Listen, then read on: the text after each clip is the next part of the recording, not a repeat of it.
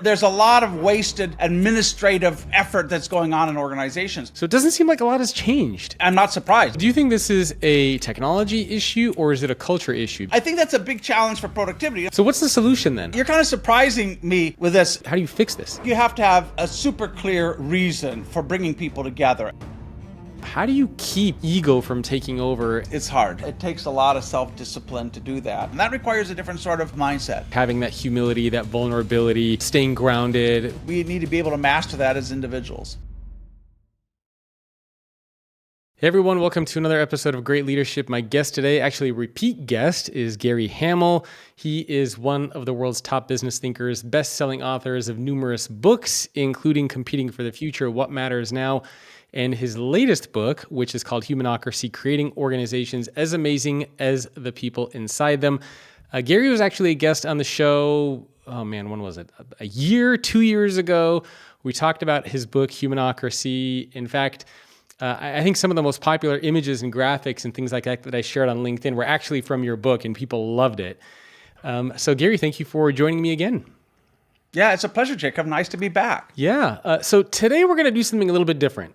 We've never done this on the show before, but I get asked by a lot of people to do this. And we're going to be looking at some current events, business stories, and sharing a little bit of commentary and getting Gary's perspectives on some of the things going on in the business world. So I wanted to start with a story that came out fairly recently from the Wall Street Journal. But by the way, Jacob, I should say, you're kind of surprising me with this. So this is going to be like off the top of my head. So if it's rubbish, it's down to you, but I'll do my best. Yes. I should point out that Gary has no idea the stories that I'm going to be asking him about and getting his feedback on. They're all business stories. I'm not going to throw any curveballs out there, but it'll be interesting to get your take on them. So the first one is a Wall Street Journal story. The title of it is called "Workers Now Spend 2 Full Days a Week on Email and in Meetings. New Data Shows Why It Can Be So Hard to Get Things Done." And I just want to read you a quick clip from it to kind of set the stage for it. And from the article, it says, "If you ever wonder why it can feel like there is no time to accomplish anything at work, consider this. Many of us spend the equivalent of 2 workdays a week in meetings and on email. Both workers and bosses complain that digital overload is hurting innovation and productivity, a sentiment echoed in numerous workplace studies. In a separate Microsoft study of 31,000 people worldwide, nearly 2 out of 3 said they struggled to find time and energy to do their actual job. And those people were more than 3 times as likely as others polled to say innovation and strategic thinking were a challenge for them." I thought this was a very interesting story. Because, well, 2 things. One, for some reason, I remember hearing similar stories years ago when we had like the Jive communities and Lithium Technologies and Salesforce Chatter and all these different platforms that are out there. I remember reading a lot of similar stories that we spend a lot of time in meetings and via email. So it doesn't seem like a lot has changed. I'm curious to get your take on this. Yeah, no, I don't think a lot has changed. I think there's several things behind this, and I'm not surprised. I think that data kind of fits with, I think, probably most of our kind of anecdotal experience. I mean, we know from our research, Jacob, that employees report that they spend about 1 day a week on internal compliance issues. These are things that, from the employee's perspective, aren't adding a lot of value, but it's reporting up to a manager, it's filling out some report, it's going to your training and whatever it is. So for sure, there's a lot of wasted administrative kind of effort that's going on in organizations. I think what you're seeing with the technology, is a couple of effects. One is, as we all know, we get spammed, our emails filled up with all kind of junk and crap. And the same things happens at work. It's so easy to, copy more people, to include more people, to invite more people, that tends to be kind of just a reflex. And so suddenly you're spending hours and hours going through stuff that's probably not relevant to you, but somehow you have to clean all that up. I think the other thing that happened, and this may be a bit controversial, but I think there was kind of a false economy. Certainly I experienced this. I'm lucky enough, I have pretty much a full-time assistant who goes through my emails and tells me what's important and what's not. Yep. And way back in the age before emails, I'm old enough to remember that, I had somebody to go through all the correspondence, look at it, and bring to me what I really needed to pay attention. Well, we essentially took all of that kind of triage and all of that work, and we dumped it on every leader, every manager, and said, now it's up to you. We decimated the ranks of administrative assistants and support staff. So, and by the way, to open an email, to read it, and then to take an attachment and to put it in the right folder takes about as much time as it would have taken for somebody to do that and put it in a physical file. So I think we've put a lot of that kind of work back on people, which is probably for many of those people is not the best use of their time. Yeah. So it's too easy to do. We don't have, now maybe AI or something is going to get better at triage and separating out what I really need to see and what I don't, but certainly that wastes, I think, a lot of time. I think there's another thing at work as well, in that I think there's just a tendency to over communicate. And part of this is kind of CYA, cover your ass, right? So, you want to make sure that you haven't left anybody out, that everybody knows what's going on. And so, so all of these things together, yes, I think have just increased the burden on people. And we're going to have to roll all of that back. We're going to have to be smarter about how we use technology, more careful about who we communicate with, look at all of the internal processes that are not adding value and sucking up time, and just systematically work to roll that back. Because I 100% agree. You can't innovate. You can't think strategically. You can't launch a new project in the tiny shards of time, that are left over after you attend to everything else. The first step is just turn off the damn notifications, right? On your phone, on your whatever. You should never hear a ping when an email comes in or when a chat comes in. Like, just turn that off, and then set aside specific periods of time in the day where you're going to do that kind of work. Otherwise, it will just, fragment your time hopelessly. Well, part of me wonders if this is a technology problem. So not surprised. And by the way, I think that's a big challenge for productivity. We talk about these as being productivity enhancing tools. Net, probably they are. I remember many years ago, I was talking to Mark Andreessen, who invented the first browser, now a famous venture capitalist. I said, Mark, do you think like all this technology, internet, is it going to save us time or is it going to like waste it? He says, oh, for sure, it's going to waste it. Yeah. So there's a certain self-discipline that comes in this as well. But every one of these tools that allows us to be more densely connected, that allows us to communicate faster, to communicate with more people, invites us to do things that probably just waste other people's time. Hey, sorry to interrupt, but do you want to hear something really crazy? 96% of the people who watch these videos are not subscribed to the channel. If you want to get access to more content just like this on leadership and the future of work, make sure to hit that subscribe button so you can get notified when new videos are released. Well, do you think this is a technology issue or is it a culture issue? Because on the technology side, obviously it's very easy to just kind of like click people into the meeting. On the culture side, you said you're right. It's like cover your own ass. And then it's also, I wonder if it's an accountability issue, because if you were to go back, for example, before the days of technology, before the internet, you would walk over to somebody's desk and say, hey, let's get together, let's chat. You wouldn't be getting like your entire company together. You wouldn't be including like 40, 50, 60 people into a meeting. So technology on the one hand has allowed us to be able to reach more people at scale, different geographies and stuff like that. But the downside of that is it also brings more people when you probably don't need as many people to solve a problem. So is it a culture issue? Is it a technology issue? Like, how do we figure out this? I think part of it is an accountability issue. When you don't have very crisp accountability, when you don't have clear P&L accountability, when there are so many people that have to weigh into a decision, when there's so many interdependencies that haven't been clarified, you tend, and I mean, I have leaders tell me this all the time, that they're sitting in a meeting with 40 people. They don't know half of them, and they don't even know why they're there. Yeah. But but somehow everybody feels they have to weigh in this, and have to have their voice heard, and doesn't. So the authority isn't clear enough. There's not enough trust to say, Gary, just go ahead and make the decision, and so on. So yeah, you end up with just a huge amount of other people looking over other people's shoulders. And the more hierarchical the organization gets, the more that happens. So what's the solution then? I guess for a lot of people out there who are inside of organizations where they themselves are spending 2 days a week in meetings and emails and stuff like that, is it about setting boundaries, just declining the invitations and saying, I'm not going to go, up to leaders maybe being more conscientious of who they're inviting, giving more accountability and autonomy for employees to get their work done? How do you fix this? All of the things you just mentioned, I think, are part of it. I came across one thing, and I can't share the name of the company for reasons of confidentiality, but I came across a very large global company that was trying to roll this back. Too many meetings, too much wasted time. And so one of the thoughts they started with, which I thought was very good, they said, don't do anything, don't accept an invitation, don't go to a meeting, don't call a meeting, don't fill out a form, don't get involved in any activity where you can't say specifically how that benefits our customers. So if you can't draw a line between what you're trying to do here and create genuine customer value and benefit, like, don't do it.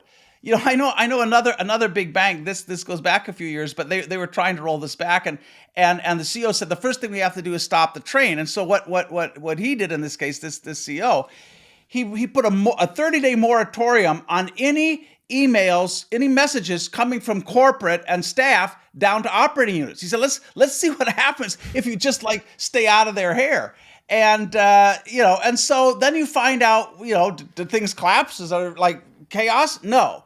Well, I just think you have to have a super clear reason for bringing people together and going to the expense of any meeting. And certainly, I know one company where they said, if you can't explain, defend, or justify this activity in terms of the value you're creating for customers or some other critical stakeholder, like, just don't do it. Yep. So that's just that's a discipline, and avoiding this thought that you have to invite everybody to the wedding, right? And being clear on who can really add value and why.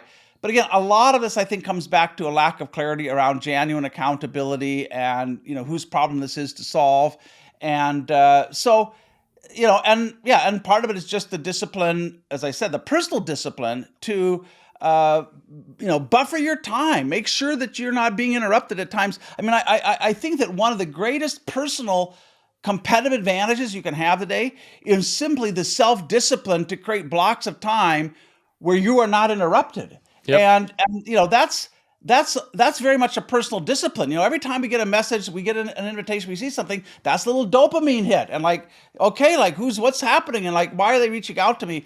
So and in that sense, we're, a lot of us are like teenagers on TikTok. We just don't have the personal discipline to pull down the shutters when we need to do that. Email is the TikTok for adults, I suppose you could say.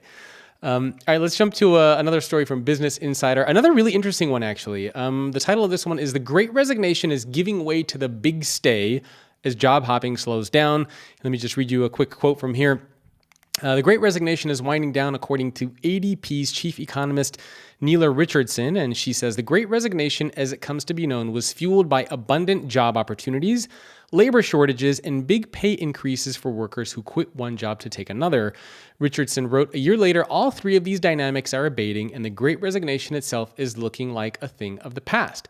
Job hopping is slowing down for remote workers, but still strong for blue-collar work." This I also thought was very, very interesting, because I think one of the things that happened during the Great Resignation, it almost felt like there were a lot of people who were taking advantage of the labor shortage, of the fact that they knew that their employers couldn't let them go, and they were really negotiating much higher salaries. They were really jumping from company to company because they knew they had all the power inside of their organizations. And part of me wonders if, when you have more power inside of an organization, we assumed that the Great Resignation was because a lot of employees were being treated poorly. But could it be that the Great Resignation is also because employees had so much power that they were kind of coasting, right? Because when you have more power inside of the organization, what's your incentive to go above and beyond, to do more, to solve complex problems, to better serve the customer, if you know that nothing can happen to you and you're just kind of negotiating up and up and up? To me, it seems like a lot of people would just be coasting at that point. And now we're seeing a lot of these layoffs coming. A lot of tech companies are laying employees off. There's, a lot of turbulence in the economy. And now people are sort of like, wait a minute, we don't have that power anymore. We better hang on to the mothership because we know that we're at least getting a paycheck. And I think a lot of employers are saying, hey, the people who came to us that were negotiating these larger salaries, these 15, 20% increases, maybe those should be the first ones that we let go. So curious to hear your take on that. Is the Great Resignation over? Do you believe in this concept of the big stay? Well, I think the Great Resignation, so-called, was a product of three things. First, as you say, it was a product of a tight labor market, and people had choices and they exercised that choice. Number one, during COVID, people were kind of at home more. They weren't in the office. And I think many just had more time to ask this question, how is my career working for me? Is this something that I really enjoy? Do I love? Yeah. And so on. And you're spending more time with your family. And, when you're on the hamster wheel, after a while you forget you're on the hamster wheel. And then you get off and you go like, damn it, like that was a hamster wheel. So I think there was this time for reflection, and a lot of people were asking that question. What am I getting? What's the emotional return as well as the financial return on my job? And then, I think the third thing is the thing to pay more attention to, which is just, years and years of frustration that have built up.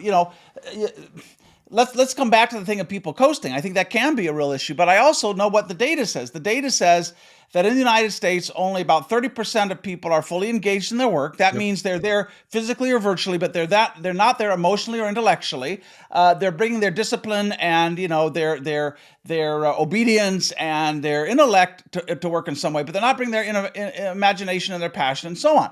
So that's Gallup data, and we know whose that's fault is that? Because, for example, if you're in a relationship, right, you're married to somebody, you have friends, you have a spouse, a significant other, it's partially. Sure, it's partially the other person's responsibility as well, like they play a role in it, but so do you as well in a relationship to bring your imagination, your passion, your ideas.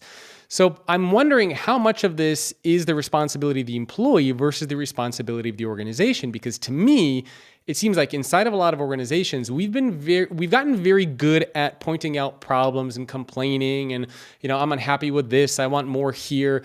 But it seems like there aren't enough employees who are actually coming forward with solutions, who are speaking up, who are understanding that part of their accountability and their responsibility is to show up to work each day with their ideas, with their passion. It's kind of like a chicken and the egg thing. Well, I agree. It's a two-sided problem, and of course, you see some cases now. Some employees in Apple retail are talking about unionizing. Yeah. So occasionally, employees do get frustrated enough. I don't know the merits of that particular case, but they get frustrated enough. They try to take that step. Having said that, I think the deck is really stacked against ordinary employees. What you've seen over the last few decades is, employees losing bargaining power. Unions are on the back foot. They're waning. A huge increase in contract labor. Like that's up like 60% over the last few years because you don't have to pay the same benefits. It's easier to, get rid of those people when you don't want them. Teresa Amabile at Harvard did some really interesting research, very comprehensive research, asking people at work, when do you feel like this job is satisfying? When do you feel truly engaged? And the number one thing that came back was, I feel I'm able to solve a problem, to work on something that is bigger than my immediate task. In other words, I'm making a bigger contribution. I'm learning something. I'm getting smarter and so on. And the opportunity that people have to do that is pretty minuscule. Again, if you go look at the data, Bureau of Labor Statistics data collected in the United States, they look at hundreds, thousands of different job categories across the United States. And 70% of jobs in the United States offer little or no opportunity for creativity. In fact, we talk about these as low-skilled jobs. And I think that's like BS. There's no such thing that's inherently a low-skilled job, but there's a lot of low-opportunity jobs where we haven't trained people to think like business people. We don't give them permission to experiment. There's no upside if you come up with a new idea, as we mentioned earlier. There's no time to do it as well. And then, part of this, yes, is on employees to come together and to think through, like, how do we have more meaningful work? How do I put some pressure on my leader and others to create a work environment that allows me to thrive? But that is simply not top of mind for many leaders. And I think the data, Jacob, all the data that I've looked at says that most companies waste more human capacity than they use. Just before the pandemic, there was a very interesting study done in Europe, 30,000 European enterprises, very, very comprehensive study. And only 25% of the managers in the study said that frontline employees can be helpful to creating competitive advantage. And you're like, what planet are you living on? And only a quarter of managers said that employees were important in solving problems. So I think, there's a part of this that is on workers. Now, back to your point about, coasting and so on. Sure, that's going to happen. But it happens partly because, if I have no opportunity to move ahead, if there's literally nothing I can do that's going to raise my salary, that's going to help me build new skills and so on, then there's probably a part of me that just says, like, what the hell? I'm just going to sit here and do my job and go home. But again, I have to put more of that burden on leadership and management than I do on ordinary employees. Yeah. So it's funny, and I don't remember the stats off the top of my head. I had this in my previous book, The Future Leader, but there were also very similar stats where employees were asked about the efficacy of their managers, and a lot of employees said, yeah, I don't really need my manager. I could do my manager's a job better than they can. So you kind of see it on both sides, right? You have the leaders who are saying their employees are not contributing to the competitive advantage, and then you see employees who are saying, I don't need my manager and I can do my job better than they can. So it's sort of like One of the companies I talk about in my book, which is the opposite of this kind of sad scenario, is Nucor, which is the most profitable, efficient, innovative steel company in the United States. They outperform their peers like twice on return on capital and share price performance. Almost any metric you look at, they're twice as good as everybody else. And part of that is and these are mostly blue collar employees. So part of it is they have a third the number of managers as their peers. So you don't have somebody looking over your shoulder, which creates room for you to grow and learn. Number two, when you join the company as a blue collar employee, they spend a lot of time, days, teaching you to think like a business person. You play a long simulation where you are running an entire steel plant and you learn about return on capital and pricing and quality and all of that. So you're equipping people to make smart decisions. Every employee can spend up to $75,000 without getting any sign off. Yeah. In most companies, you can't buy an office chair without getting somebody's permission to do it. So they've just systematically, and they've never had any layoffs ever because they want to build an environment of trust. And most importantly, when any frontline team improves their productivity, they get a bonus in next week's paycheck.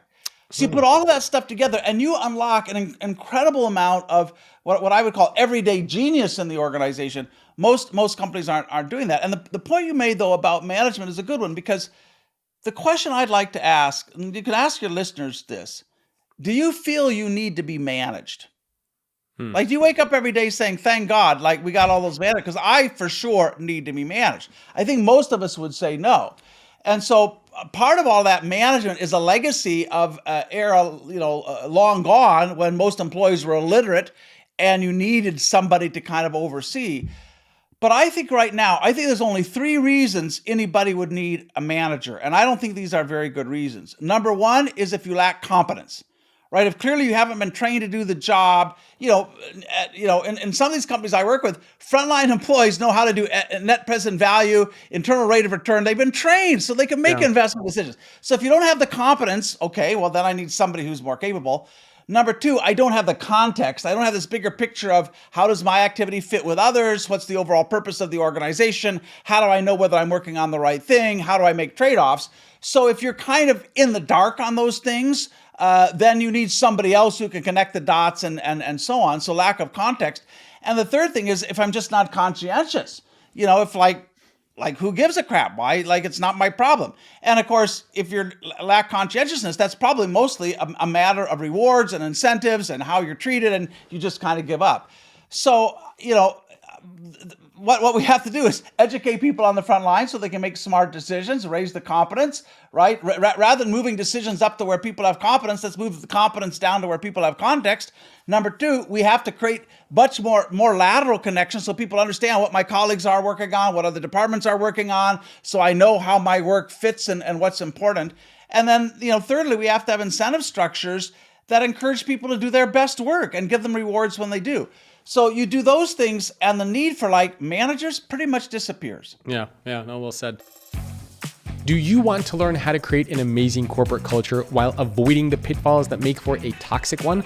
If so, I created a brand new 8-part training video series just for you. In total, it's around 30 minutes in length, and you can get it right now by going to helpmyculture.com.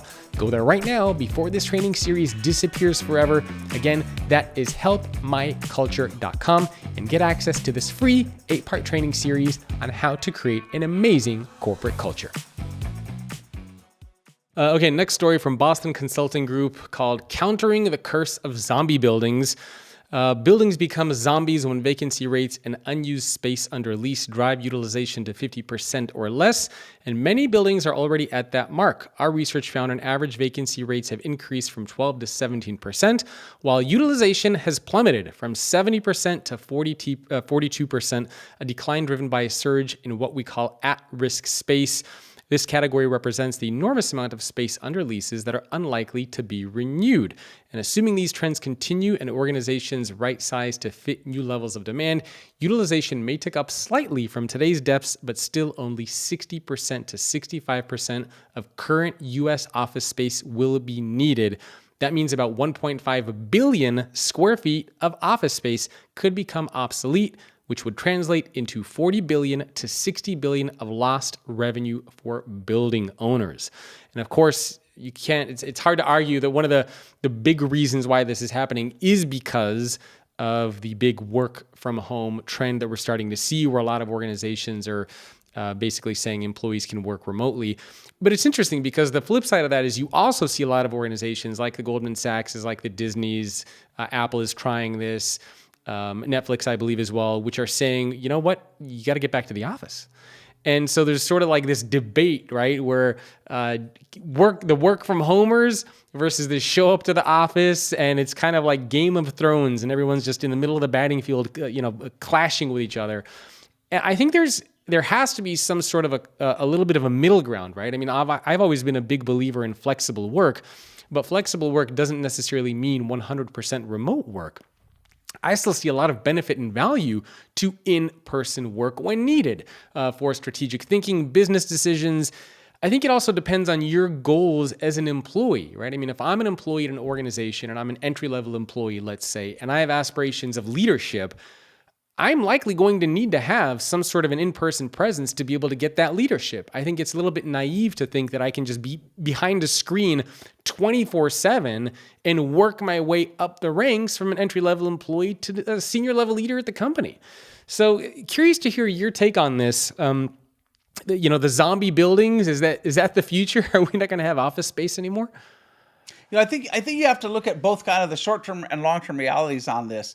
I agree 100%. There is deep value to in-person, conversations, and that's where serendipity happens. That's where relationships get built, right? Nobody would contend if your only relationships were on Tinder, right? If that's the only way, you never went like on a real date and like met somebody face to face. And this is particularly an issue for young employees, because if you're trying to get known, build a reputation, find a mentor, learn the ropes, very difficult to do that entirely remotely. Very difficult for innovation to happen in that way. So I'm very sympathetic to companies who are saying, we need a certain amount of your time like together. I mean, there's just now, technology is getting better. Let me come back to that. But, virtual presence is still an oxymoron, right? Yeah. It's like, I don't know, strategic planning or Scottish cuisine or something, right? It's not like a real thing.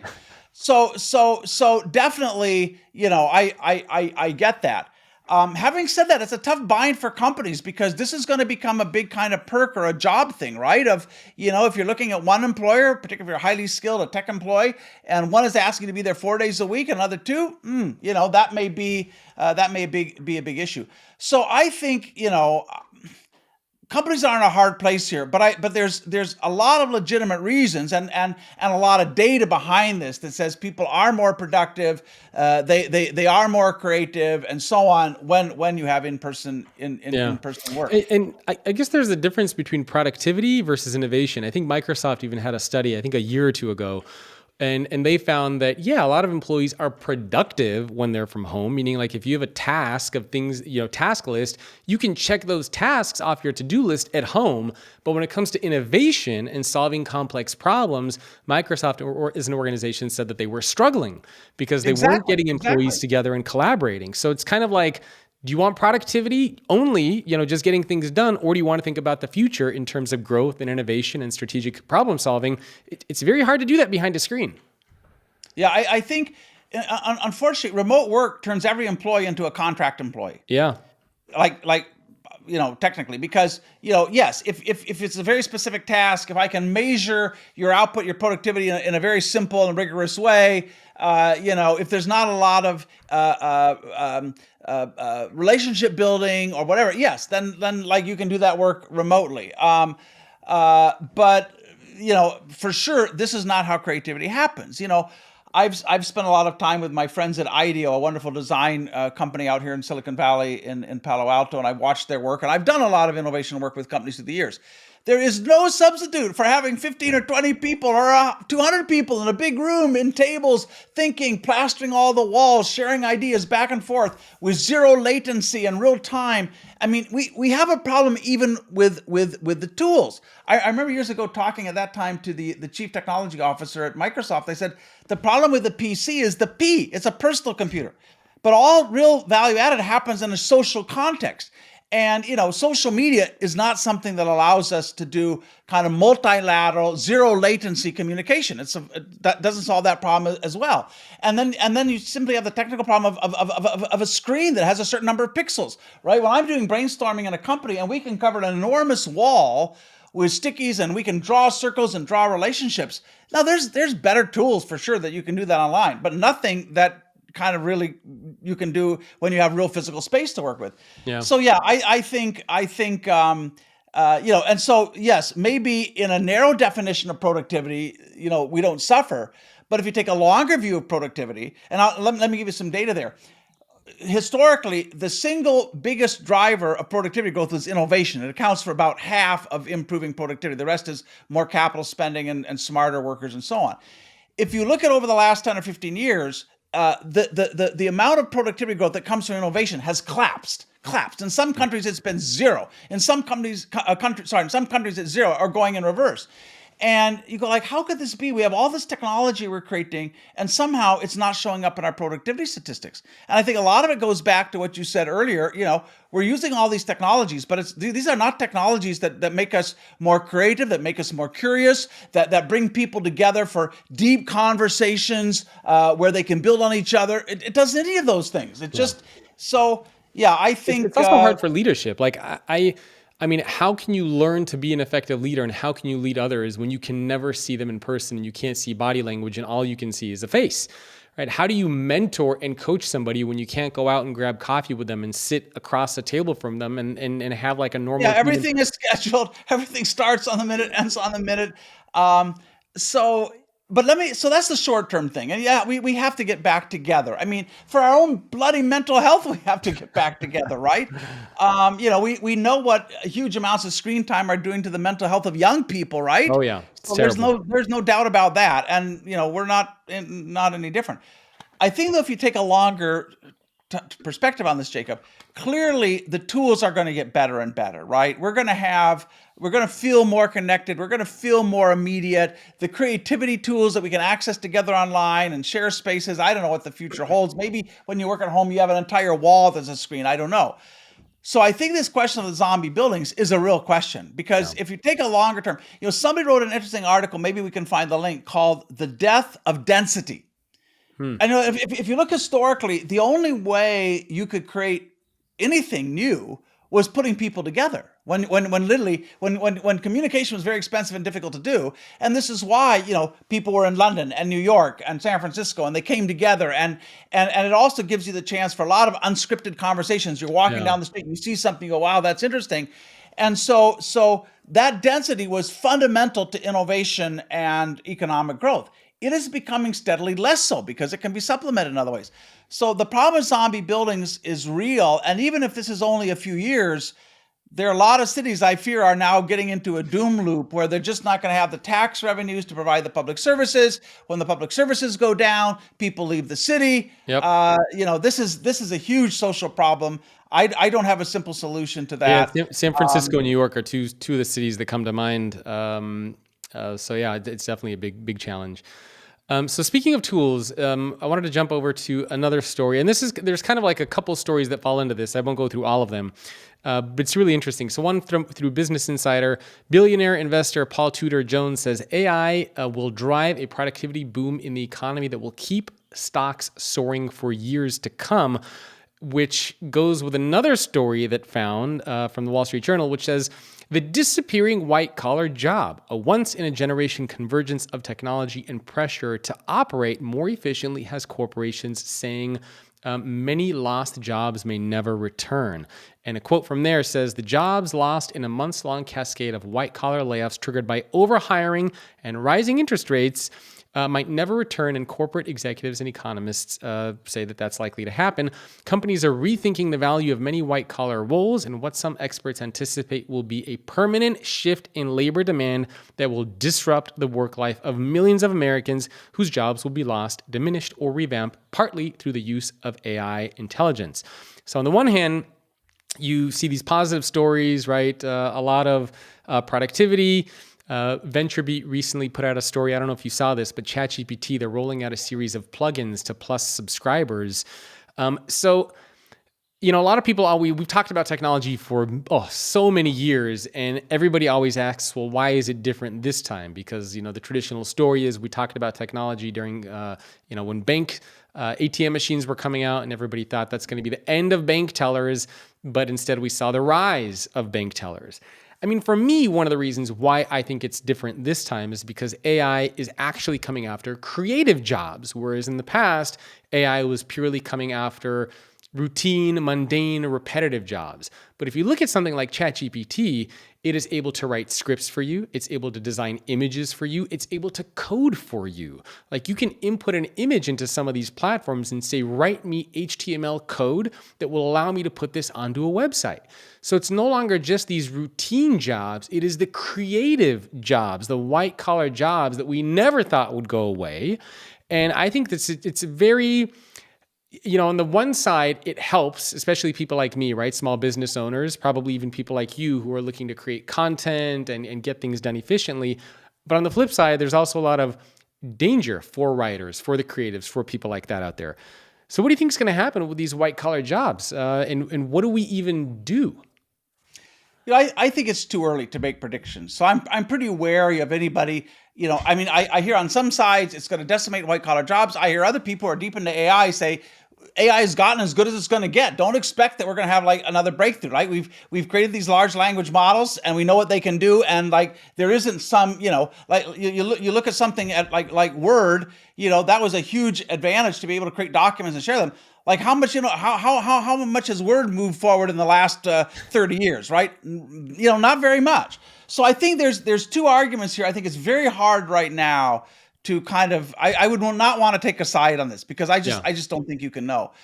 Having said that, let me give you my own experience. I think what AI is going to do, it's going to allow us to take a lot of repetitive things like just a standard email or something else. That's for sure. I think it's going to allow us to be more productive in some ways. I think of myself as a researcher.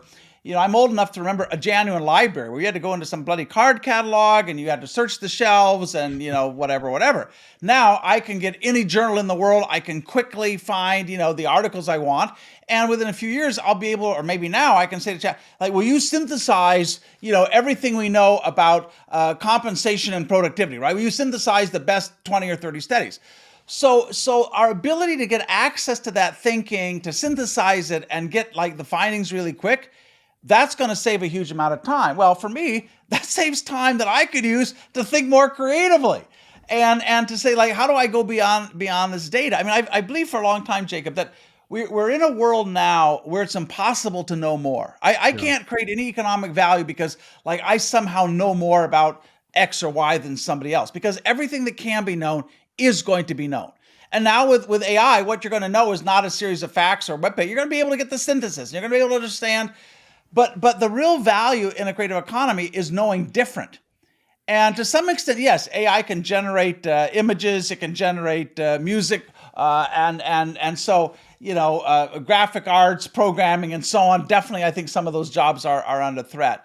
Can it think laterally? Can it find a new to the world problem to solve? Let me go back to my steel company for an example. I'll tell you why I'm not kind of as frightened by this as perhaps some people. Here's a team in an Arkansas steel plant, and they realize that the big cauldron in which they melt the steel has to be replaced. It's wearing out. So they talk to vendors around the world. They get a bid back about $30 million to replace. This is all frontline employees doing this. They realize so, and they get a bid. They go like, wow, that's just like too expensive. So the team themselves sits down, works through a better design for that, finds a fabricator, and they get it done for $3 million, not $30 million. So how soon is AI going to be able to recognize that problem, think through it creatively, come up with a nonlinear solution? I mean, it may well happen. I'm not saying it won't happen. I don't think that's on the horizon next year or the year Yeah. after. So there's certain professions I think that are more at risk than others for sure. I think it's way too early to be apocalyptic about this. Yeah, and I guess it depends on the type of work that you're talking about, right? I mean, in your situation, clearly I don't think AI is going to be there. But for example, if I'm hiring a team of copywriters, graphic designers, web developers, people, maybe even do coding, analysis, data, a lot of those types of things, I think will probably go first before we get into kind of that strategic component. Yeah, but I was giving an example of blue collar workers, right? Yeah. Solving problems. And by the way, that's only one example. At Nucor, they solve thousands of problems like that every year. The CEO says our R&D department is 20,000 employees strong.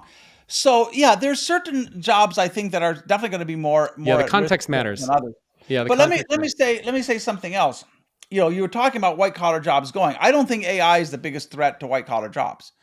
I think the fact that we've just become administratively bloated is the biggest threat. I might have shared some of this data last time we talked, but if you look at the number of managerial, administrative supervisor, managerial jobs in the US economy, that category of jobs since 1983 has grown by 131%, more than doubled those jobs. If you look at all other job categories in the US economy, that has grown by less than 40%. Wow. So we have, you saw this, somebody posted this. I can't verify it. I think it was pragmaticengineer.com, but somebody posted a org chart from from Meta's technical organization. They have 12 layers. They have 3 layers of vice presidents, 3 layers of directors. Finally, you have somebody writing software at the bottom. And Mark Zuckerberg said, I won't quote it exactly, but this is very, very close. He said, I don't think it's a good idea to have managers managing managers managing managers managing managers of people doing the work, right? Like, no shit. Like, that's not a very good idea. And so I think, if you look at the companies that I talk about in Humanocracy, these are companies that operate with almost no managers at all, right? They've distributed the work of managing down to the front line. So for example, at Haier, the Chinese appliance maker that owns GE Appliance in North America, they got rid of 11,000 middle managers. Now, they didn't fire those people. They went to work and they divided up the company into 4,000 micro enterprises. They're very entrepreneurial. So those people went there. By the way, Gallup data tells you the least engaged people in the average organization is middle management, right? They're being asked every day to be a surrogate parent to adults, like not a good thing to be. And so, yeah, I think huge number of those jobs are and should disappear. Now, in fact, we've argued that if we could reduce kind of that bureaucratic load by half, that adds $10 trillion to economic output across the OECD. So if your job has been managing others who are adults, like, I would worry about that, because I think we're realizing, we have too many layers, too much administrative work. The average company is kind of an administrative aristocracy. Yeah. They create work for each other.